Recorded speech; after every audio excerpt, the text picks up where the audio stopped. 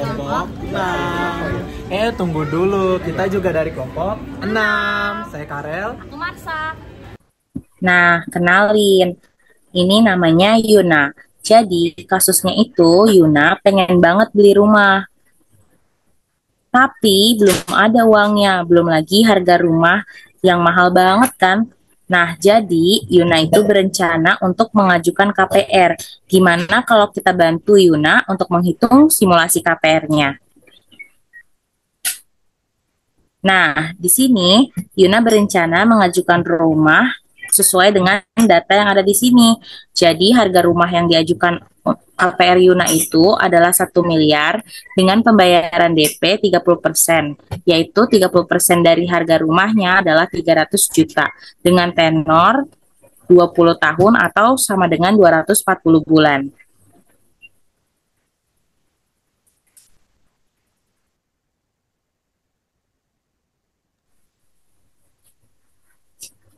Nah, dengan data ini, Yuna berencana untuk mengajukan di salah satu bank dengan bunga sebesar 7% per tahunnya. Nah, dari data yang kita dapat, diketahui bahwa harga rumah yang Yuna ajukan tadi sebesar 1 miliar rupiah dengan bunga 7% per tahun. Karena kita ingin menghitung per bulannya, maka bunganya dibagi 12 yang mendapatkan hasil senilai 0,005833. Untuk tenornya sendiri adalah selama 20 tahun sehingga ketika dijadikan bulan menjadi 240 bulan. Hasil dari rumah yang diajukan Yuna dengan DP 30% sehingga hasil akhir cicilan atau sisa cicilannya menjadi 700 juta rupiah. Rumus amortisasi per bulannya yakni A dikali R dibagi 1 min 1 plus R pangkat N. Sehingga angka-angkanya menjadi 700 juta dikali 0,005833 dibagi 1 min 1 plus 0,005833 pangkat min 240. Hasil akhirnya akan menjadi 5.426.924,48 rupiah per bulan. Lalu hasil cicilan per bulannya dikalikan dengan bulannya, yaitu sebanyak 240 bulan, dan hasil akhirnya menjadi 1.461.461.875,2 rupiah. Nanti total bunganya adalah NR kurang A, yaitu 240 bulan dikalikan dengan cicilan per bulannya dikurang dengan 700 juta. Hasilnya menjadi 602.461.875,2 rupiah.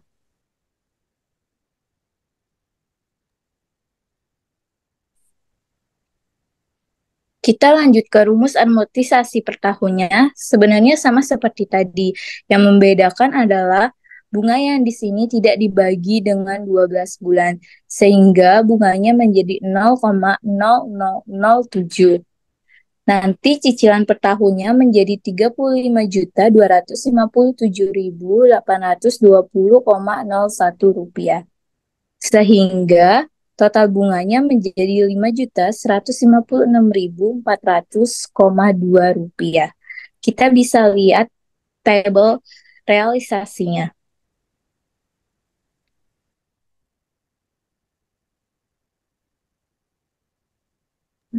Ini adalah tabel asal-usul perhitungan amortisasi KPR per tahun. Jadi kita hitung dulu per tahunnya, yaitu dimulai dari tahun pertama. Terdapat beberapa kolom tabel, diantaranya adalah angsuran bunga per periode. Angsuran bunga per periode ini adalah angsuran bunga 7% dibagi dengan 12 bulan yang tadi. Lalu ada tabel angsuran bunga yang didapat dari total angsuran dikurangi dengan angsuran pokok, dan ada tabel angsuran pokok yang didapat dari 700 juta rupiah dikalikan dengan bunganya, dan ada total angsurannya yang kita dapatkan dari rumus amortisasi tersebut.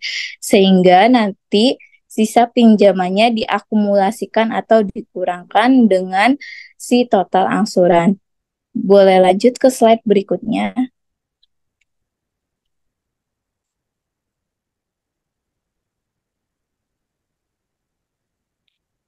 Nanti ketika kita rekapitulasi semua tahun dari tahun pertama hingga tahun ke-20, maka sisa pinjamannya akan menjadi 0,00 karena telah diakumulasikan.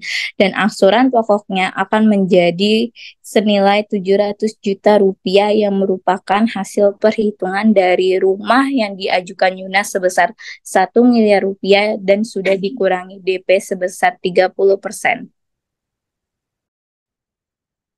Oke, jadi karena Yuna udah seneng banget nih dapat simulasi KPR-nya, Yuna berencana tuh untuk menghubungi sahabatnya yang bernama Lia. Nah, pas mereka lagi asik ngobrol, Lia bilang kalau dia tuh lagi nabung emas tiap bulannya. Terus Yuna kepikiran deh gimana kalau misalnya dia ikutan nabung emas juga ya. Gimana kira-kira perhitungan seperti apa ya? Kita coba bantu Yuna yuk untuk perhitungan emasnya. Nah, dari sini kita bisa asumsikan kalau Yuna itu menabung emas sekitar 12 gram setiap tahunnya atau mungkin bisa dibilang 1 gram setiap bulannya. Harga emas pada saat ini di tahun 2024 adalah 1.533.000 rupiah. Nah, untuk estimasi harga emas itu kita asumsikan kalau setiap tahunnya itu naik 10%. Maka untuk perhitungannya, untuk tahun pertama kita langsung kaliin aja nih 1.533.000 dikali 12 gram, hasilnya 18.396.000. Itu untuk tahun 2024. Nah, untuk tahun berikutnya di tahun 2025 kita coba cari tahu dulu 10% dari 1.533.000-nya. Nah, kalau misal dari hasil perhitungannya hasilnya ada di 153.300. Nah, kalau sudah begitu, kita tinggal jumlahin deh harga emas tahun berikutnya, ditambah 10%-nya, dari 1.533.000 ditambah 153.300, hasilnya 1.686.300. Nah, untuk harga ini itu, untuk harga emas di tahun 2025. Nah, habis itu kita tinggal kaliin deh 12, hasilnya di 20.235.600. Nah, untuk detailnya seperti ada yang di tabel berikut nih ya. Nah, untuk total harga kenaikan emas ini itu merupakan 10% setiap tahunnya. Jadi harga emas ditambah 10%, harga emas tambah 10%, hasilnya di ini. Kemudian untuk total gram yang emas yang dimiliki ini yaitu total emas yang dimiliki Yuna. Jadi kalau kita hitung-hitung di tahun ke-20 Yuna berhasil mendapatkan 240 gram. Di mana kalau misalnya kita jual di tahun ke-20 sesuai dengan perhitungan harga emasnya itu di 9.375.688,57 rupiah. Nah, kalau misalnya kita kali 240 itu hasilnya banyak banget teman-teman. Yaitu di 2.250.165.255,78 rupiah. Wah, banyak banget ya. Nah, ini dia nih poin-poin dari kelebihan KPR. Akan kita bahas satu-satu yuk. Jadi, yang pertama itu investasi jangka panjang. Jadi, maksudnya itu karena rumah adalah sebuah aset, jadi investasi tersebut jangka panjang karena rumah itu kan aset yang berharga. Lalu yang kedua, uang DP yang tidak terlalu besar. Jadi banyak dari berbagai bank akan memberikan kemudahan dengan DP yang masih terbilang terjangkau. Bahkan ada loh yang DP-nya 0%. Lalu yang ketiga, meningkatkan daya beli masyarakat. Nah, karena adanya fasilitas ini, masyarakat memiliki kesempatan untuk memiliki hunian yang diimpikan seperti tempat tinggal yang nyaman, lokasi strategis, dan lain-lainnya, tanpa harus menabung terlebih dahulu. Tapi ingat ya, pastikan saat berencana untuk mengajukan KPR, keuangan kalian dalam keadaan yang stabil untuk waktu yang lama. Lalu yang keempat ada bunga rendah dan cicilan yang bisa dibayarkan selama lebih dari 10 tahun. Nah, Berdasarkan poin sebelumnya, cicilan KPR bisa dalam jangka waktu yang lama loh guys. Bahkan ada yang sampai 25 tahun. Bahkan untuk bunga, pasti bank akan berlomba-lomba memberikan bunga yang terbaik.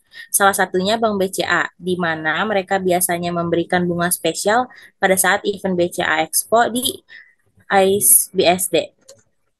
Kelima, membantu masyarakat untuk memiliki hunian yang layak. Ini juga sama dengan poin yang sudah dibahas sebelumnya loh. Masyarakat akan berkesempatan untuk memiliki hunian impian mereka yang dimana mereka akan merasa aman dan nyaman.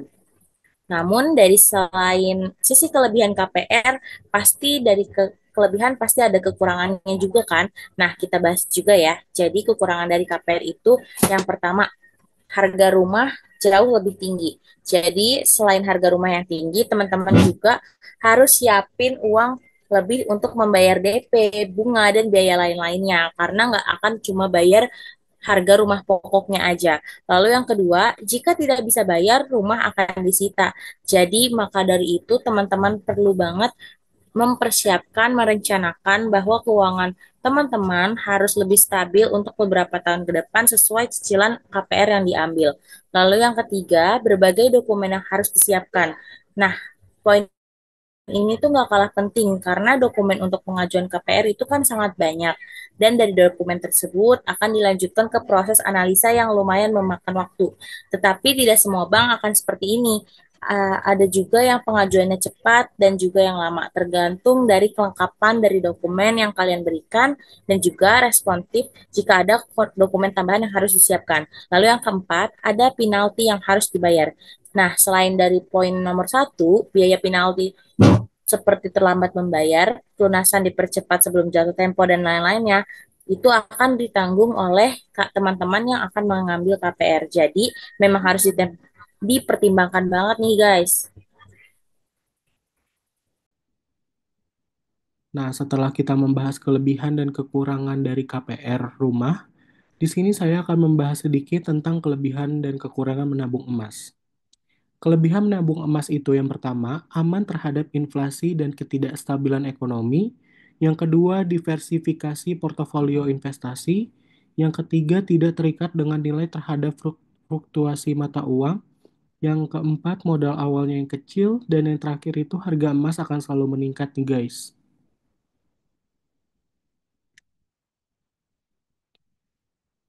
Namun, menabung emas juga ada kekurangan ini guys. Yang pertama itu nggak disarankan atau nggak cocok untuk investasi jangka pendek. Yang kedua itu sulit disimpan ya guys, karena seharusnya emas itu lebih aman disimpan di bank atau di pegadaian nih guys. Dan yang ketiga tidak bisa menjadi passive income. Dan yang terakhir biaya transaksi menjadi tanggungan investor. Nah, kan kita udah cari tahu tuh tadi rumus perhitungannya antara KPR dan juga emas. Kira-kira yang cocok buat Yuna apa ya? Kalau dilihat dari pembahasan sebelumnya, lebih untung emas gak sih? Lah, kenapa emas? Kenapa nggak KPR aja? Oke, kalau dilihat dari keuntungannya, KPR rumah itu berpotensi lebih menguntungkan dalam jangka panjang karena propertinya cenderung mengalami kenaikan nilai signifikan, terutama di lokasi yang strategis. Dan selain itu, rumahnya juga bisa disewakan untuk pendapatan yang pasif. Sedangkan emas memberikan keuntungan lebih stabil dan aman sebagai aset pelindung nilai, tetapi kenaikan nilainya biasanya lebih lambat dibanding properti. Emas ini sebenarnya cocok untuk investasi jangka menengah hingga panjang dan mudah dicairkan. Jadi kesimpulannya itu adalah KPR lebih menguntungkan jika Anda ingin membangun kekayaan dengan properti dan bersedia menghadapi komitmen jangka panjang. Sedangkan emas lebih cocok jika Anda ingin investasi yang liquid, aman, dan mudah dikelola. Every week